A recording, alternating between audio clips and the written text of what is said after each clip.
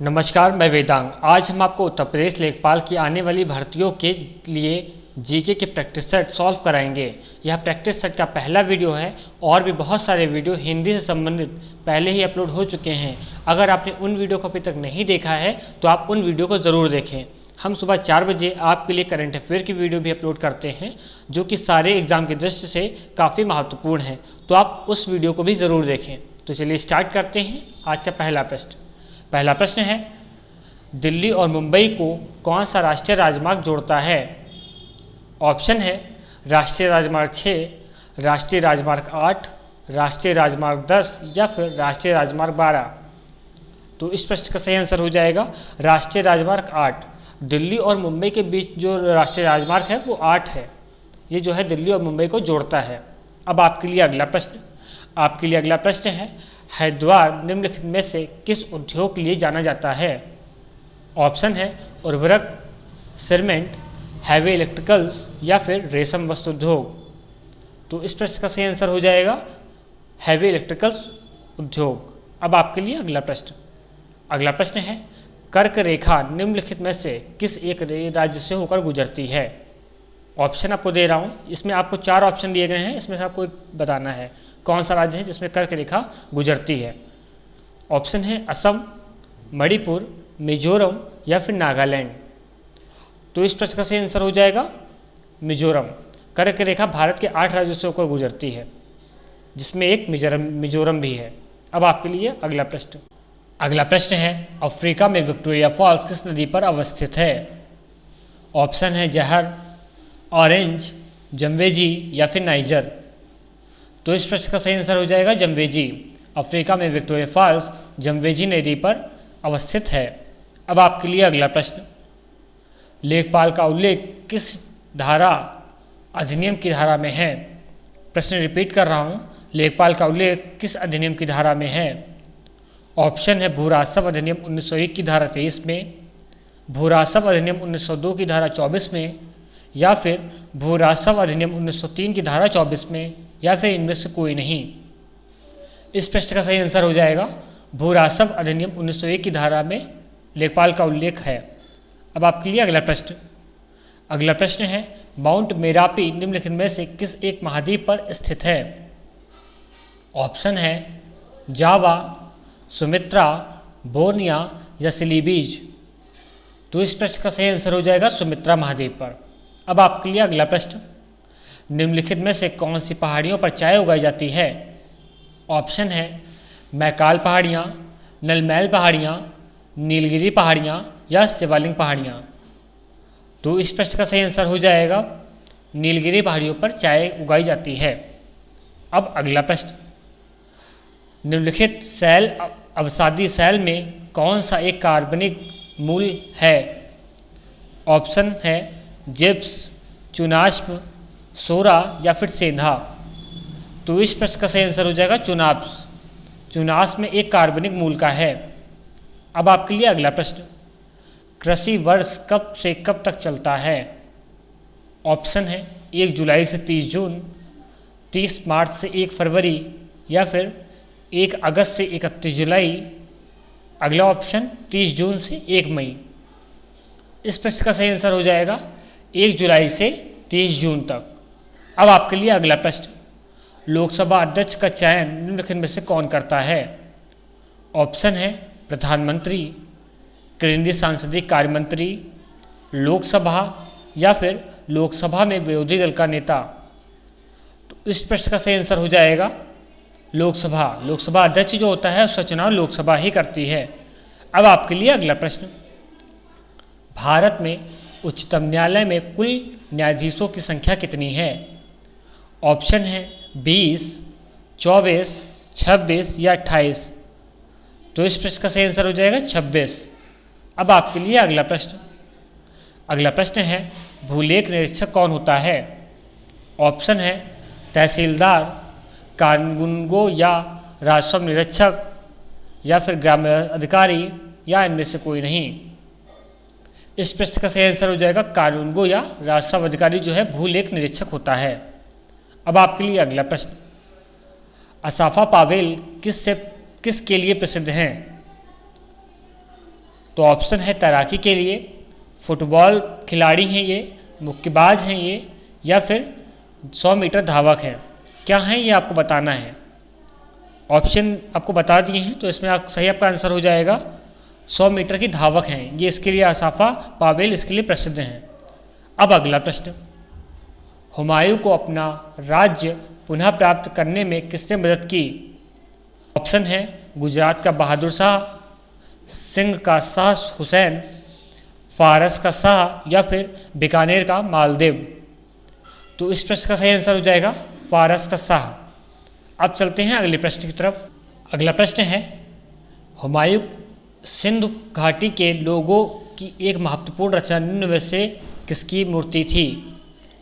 Option है नटराज की, नृत्य करती हुई बालिका, बुद्ध की, या नरसिम्हा। तो इस प्रश्न का सही आंसर हो जाएगा नृत्य करती हुई बालिका की। अगर यह वीडियो दोस्तों आपको अच्छा लगता है तो यह वीडियो ज़्यादा से ज़्यादा शेयर और कमेंट जरूर करें ताकि यह वीडियो आपके और साथी तक पहुंच पाए। अब आपके लिए अगला प्रश्न। अगला प्रश्न है, उत्तर प्रदेश भू राजस्व अधिनियम की धारा 33 में वर्णित वार्षिक रजिस्टर को किस नाम से जाना जाता है। ऑप्शन है वाही खाता, खतैनी, लॉकर, या इनमें से कोई नहीं। तो इस प्रश्न का आंसर हो जाएगा खतैनी। उत्तर प्रदेश भू राजस्व अधिनियम की धारा 33 में वार्षिक रजिस्टर को खतैनी के नाम से वर्णित है। अब आपके लिए अगला प्रश्न। अगला प्रश्न है, खसरे में कुल कितने खाने होते हैं। अब कुछ बच्चे समझ रहे होंगे खसरा, ये खसरा रोग वाला खसरा नहीं है, ये आपका ये लेखपाल वाला खसरा है। तो इस पर कितने खाने होते हैं आपको बताना है। ऑप्शन दे रहा हूँ 24, 23, 21 या फिर 22। तो इस प्रश्न का सही आंसर हो जाएगा खसरे में कुल 22 खाने होते हैं। अब आपके लिए अगला प्रश्न, मानव रक्त में प्लाज्मा की लगभग कितनी मात्रा होती है। ऑप्शन है 26 से 30%, 55 से 60%, 65 से 70% या फिर 75%।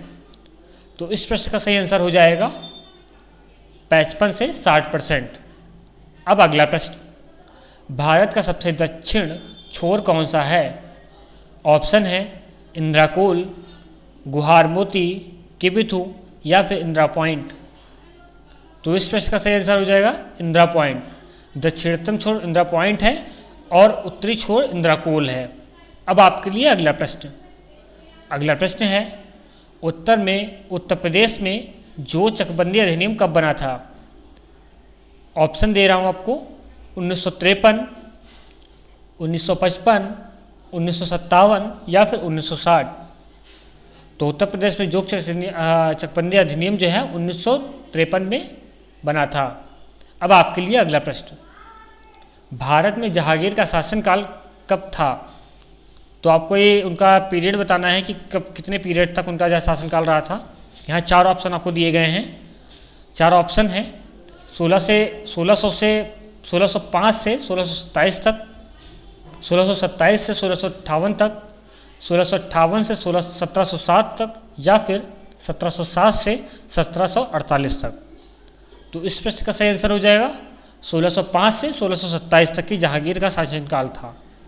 अब आपके लिए अगला प्रश्न, आधुनिक हिंदी साहित्य का पिता किसे माना जाता है। ऑप्शन है मुंशी प्रेमचंद्र, भारतेंदु हरिश्चंद्र, भीष्म साहनी, या फिर देवकी नंदन पंत। तो इस प्रश्न का सही आंसर हो जाएगा भारतेंदु हरिश्चंद्र को आधुनिक हिंदी का साहित्य का पिता माना जाता है। अब अगला प्रश्न। अगला प्रश्न है, स्वतंत्र भारत के प्रथम भारतीय अंतिम गवर्नर जनरल कौन थे। ऑप्शन है सी राजगोपालाचारी, लाल माउंटबेटन, नरसिम्हाचारी, या रामास्वामी CR। तो इस प्रश्न का सही आंसर हो जाएगा चक्रवर्ती सी राजगोपालाचारी। चक्रवर्ती मतलब सी राजगोपालाचारी।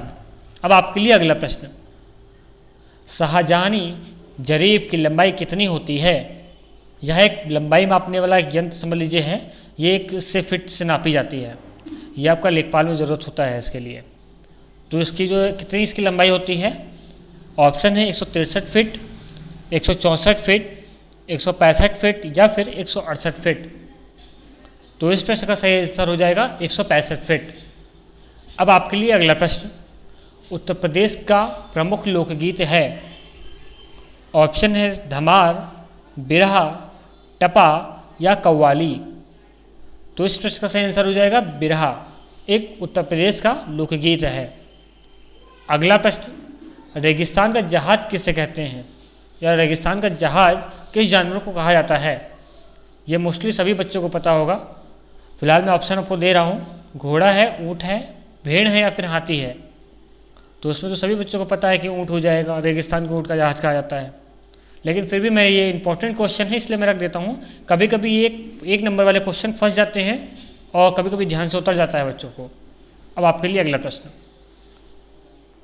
हमारे ग्रह पृथ्वी के लिए ऊर्जा का मुख्य स्रोत क्या है? ऑप्शन है सूर्य, चंद्रमा, अग्नि या महासागर। इस प्रश्न का सही आंसर हो जाएगा सूर्य। सूर्य जो है हमारे पृथ्वी के लिए ऊर्जा का एक मुख्य स्रोत है। अब अगला प्रश्न, राष्ट्रीय मतदाता दिवस कब मनाया जाता है? ऑप्शन है 15 जनवरी, 26 जनवरी, नहीं 25 जनवरी, 25 फरवरी या फिर 15 फरवरी। तो इस प्रश्न का सही आंसर हो जाएगा 25 जनवरी को राष्ट्रीय मतदाता दिवस के रूप में मनाया जाता है। अब अगला प्रश्न, चकबंदी विभाग का मुख्य प्रमुख कौन होता है? ऑप्शन है चकबंदी आयुक्त, खंड विकास अधिकारी, तहसीलदार या इनमें से कोई नहीं। तो इस प्रश्न का सही आंसर हो जाएगा चकबंदी आयुक्त जो है चकबंदी विभाग का प्रमुख होता है। अब अगला प्रश्न, भारतीय संविधान के किस अनुच्छेद में चुनाव का उल्लेख किया गया है? तो ऑप्शन है अनुच्छेद 320, अनुच्छेद 322, अनुच्छेद 324 या फिर अनुच्छेद 326। इस प्रश्न का सही आंसर होगा अनुच्छेद 324 में। अगला प्रश्न है, लोकसभा में शून्यकाल की अवधि अधिक से अधिक कितनी हो सकती है? ऑप्शन है 30 मिनट, 1 घंटा, अनिश्चितकाल के लिए या फिर 2 घंटे। तो इस प्रश्न का सही उत्तर हो जाएगा 1 घंटे के लिए। लोकसभा में शून्यकाल की अवधि अधिक से अधिक 1 घंटे के लिए हो सकती है। अब आपके लिए अगला प्रश्न, अगला प्रश्न हो जाएगा, तहसील दिवस का आयोजन कब होता है? ऑप्शन है प्रत्येक माह के द्वितीय और चतुर्थ मंगलवार को, प्रत्येक माह के प्रथम बुधवार को, प्रत्येक माह के प्रथम व तृतीय मंगलवार को या इनमें से कोई नहीं। तो इस प्रश्न का सही आंसर हो जाएगा प्रत्येक माह के प्रथम व तृतीय मंगलवार को तहसील दिवस का आयोजन होता है।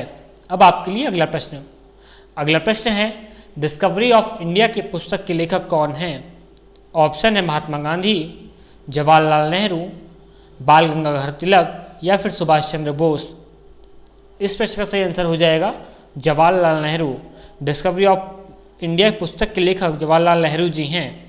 अब आपके लिए अगला प्रश्न, अगला प्रश्न है, ऐतिहासिक विक्टोरिया पार्क जिसे अब जंग ए आज़ादी पार्क का नाम दिया गया है कहाँ स्थित है?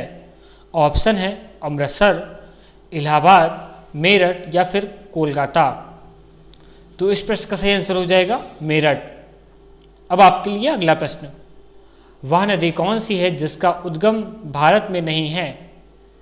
ऑप्शन है चेनाब नदी, व्यास नदी, सतलज नदी या फिर रावी नदी। तो इस प्रश्न का सही आंसर हो जाएगा सतलज नदी का उद्गम स्थल भारत में नहीं है।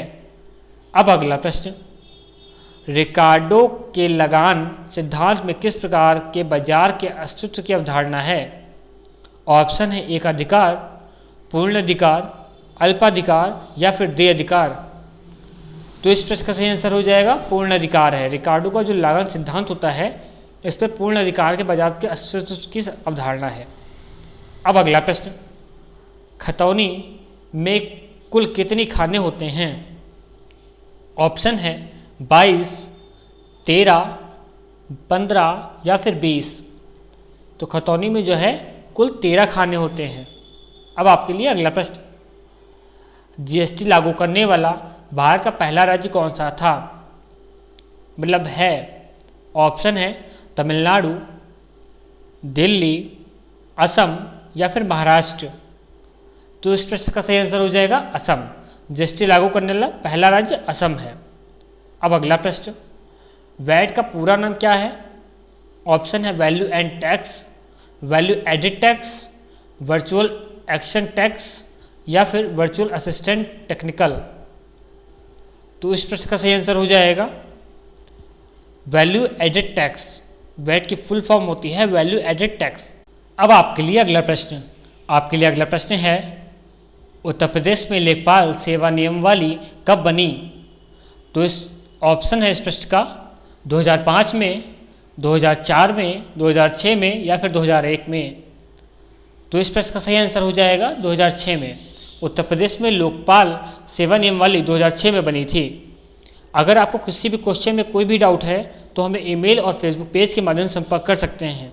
दोस्तों, इस वीडियो का लिंक कम से कम एक स्टडी ग्रुप में जरूर शेयर करें ताकि आपके और भी साथी इस वीडियो का लाभ ले पाएँ। अगर आप इस चैनल पर नए हैं और अभी तक इस चैनल को सब्सक्राइब नहीं किया है तो इस चैनल को सब्सक्राइब जरूर करें ताकि आपकी आने वाली वीडियो का नोटिफिकेशन आपको मिल पाए। मैं आपसे वादा करता हूं कि आपको इस चैनल से काफ़ी हेल्प मिलेगी। Thanks for watching.